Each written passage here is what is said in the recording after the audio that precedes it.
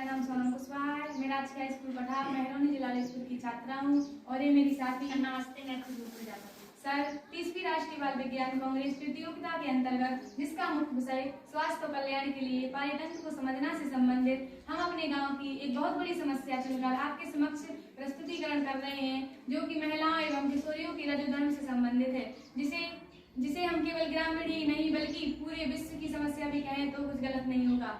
Sir, ये हमारी समस्या है जिसको सामान्य भाषा में हम रजोधर्म यानी मासिक धर्म या माहवारी के नाम से भी जान सकते हैं। ये हमारी समस्या ग्रामीण क्षेत्रों की महिलाओं एवं किशोरियों में देखने को ज्यादातर मिलती है, क्योंकि यहाँ की महिलाओं एवं किशोरियों की साक्षरता दर कम होने के कारण तथा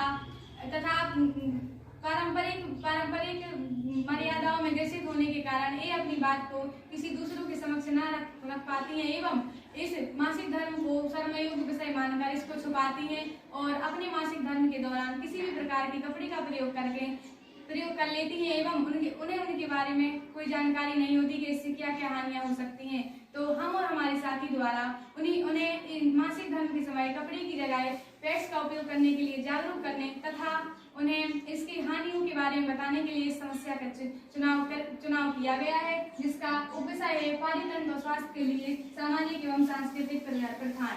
परियोजना का विषय है रूढ़िवादिता एवं शर्म के कारण रजोधर्म के समय स्वच्छता का ध्यान न रखने से उत्पन्न समस्याओं के प्रति समाज को जागृत करना।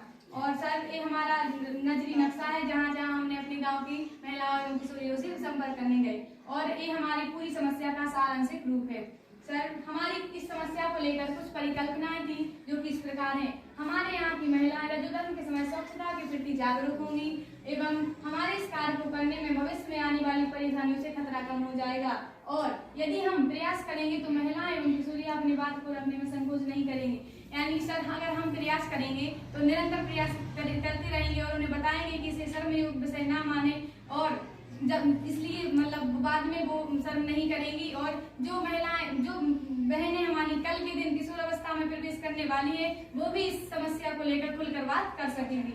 हम उद्देश्य सर, इस समस्या को लेकर हमारे उद्देश्य थे जो कि इस प्रकार है। समाज में औरतें एवं किशोरियों को अपने स्वास्थ्य के प्रति लेकर जागरूक बनाना और कपड़े के इस्तेमाल करने से होने वाले हानिकारक बीमारियों को जैसे सर्वाइकल कैंसर, खुजली, इन्फेक्शन, यूरिन इन्फेक्शन, न्यूट्रिस में गांठ पड़ना आदि सभी समस्या को बताना और रजोधर्म के समय पैड्स का इस्तेमाल करने के लिए जागरूक करना। सर, हमने उन्हें बताया कि अगर आप लगातार मासिक धर्म में कपड़े का प्रयोग करते रहेंगे तो आपको कई प्रकार की समस्याओं से गुजरना पड़ेगा, जिसका अंतिम उद्देश्य आपकी मौत होगा, जैसे कि सर्वाइकल कैंसर। हमने उन्हें बताया कि सामान्य भाषा में इसे गर्भाशय के मुख का कैंसर कहते हैं, जिसमें छाले पड़ जाते हैं और बाद में आपकी मौत हो सकती है इससे।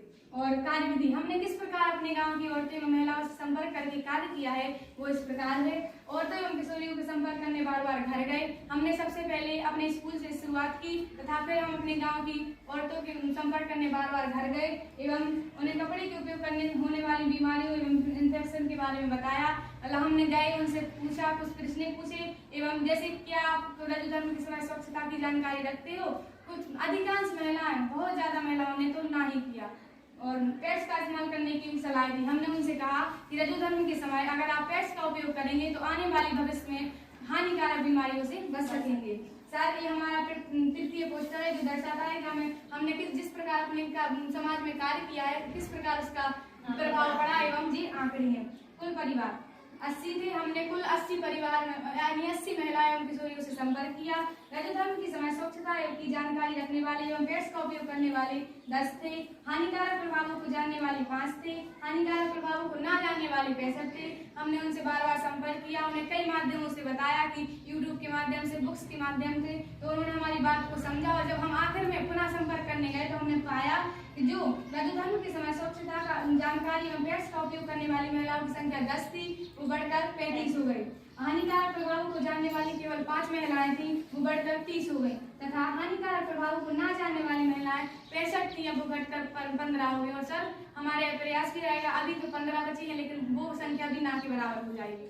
और उसी से संबंधित हमारे दंडालेख हैं तथा हमारे पाई चार्ट हैं जो अलग अलग रंग अलग अलग स्थिति को दर्शाते हैं तथा हमारे कार्य के दौरान लिया गया हमारा चित्र है। इस समस्या को से हमारे कुछ परिणाम और निष्कर्ष निकले, जैसे कि गांव की अधिकांश महिलाएं एवं किशोरियां उस समय स्वच्छता के प्रति जागरूक नहीं रहती, वह पैड के महत्व जानते हैं, अत्यधिक जागरूकता के लिए निरंतर स्वास्थ्य विभाग से सहयोग लेकर प्रयास करेंगे। सर, हमने एक अभी 2015-16 में अभियान चलाया गया था, महादेव समर्पण सेवा संस्थान, जिसमें सर द्वारा बताया जाता है कि महिलाएं किस प्रकार मतलब गांव-गांव में जाकर संपर्क किया जाता है। तो उनसे हमें प्रेरणा मिली और हमने उन्हीं से जुड़े रहकर ये कार्य किया।